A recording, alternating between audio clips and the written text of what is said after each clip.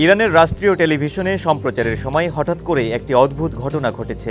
প্রচলিত অনুষ্ঠান চিত্রের মাঝখানে হঠাৎ ভেসে ওঠে একটি ভিডিও, যেখানে সরাসরি ইরানি জনগণকে জেগে ওঠার এবং সরকারের বিরুদ্ধে অবস্থান নেওয়ার আহ্বান জানানো হয়। স্যাটেলাইটের মাধ্যমে সম্প্রচারে ওই ভিডিওটি বহু দর্শক দেখতে পান এবং মুহূর্তেই এটি সামাজিক যোগাযোগ মাধ্যমে ছড়িয়ে পড়ে।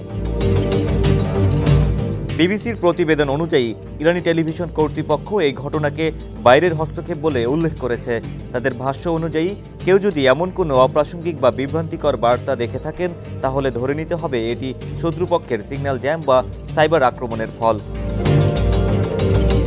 ভিডিওটির ভাষ্য ছিল অত্যন্ত স্পষ্ট: সরকার জনগণের সঙ্গে বিশ্বাসঘাতকতা করেছে, নিজের ভবিষ্যৎ নিজেই নিয়ন্ত্রণ করুন।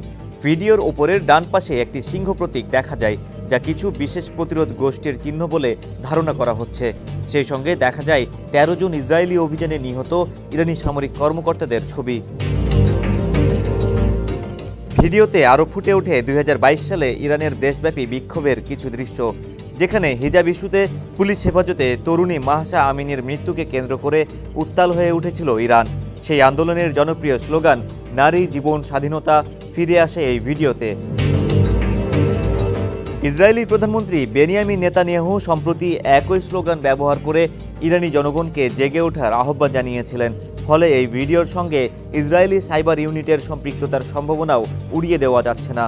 তবে কে বা কারা এই হ্যাকিংয়ের পেছনে রয়েছে তা এখনও নিশ্চিত নয়। বিষয়টি নিয়ে ইরান সরকারের পক্ষ থেকে কড়া তদন্ত চলছে।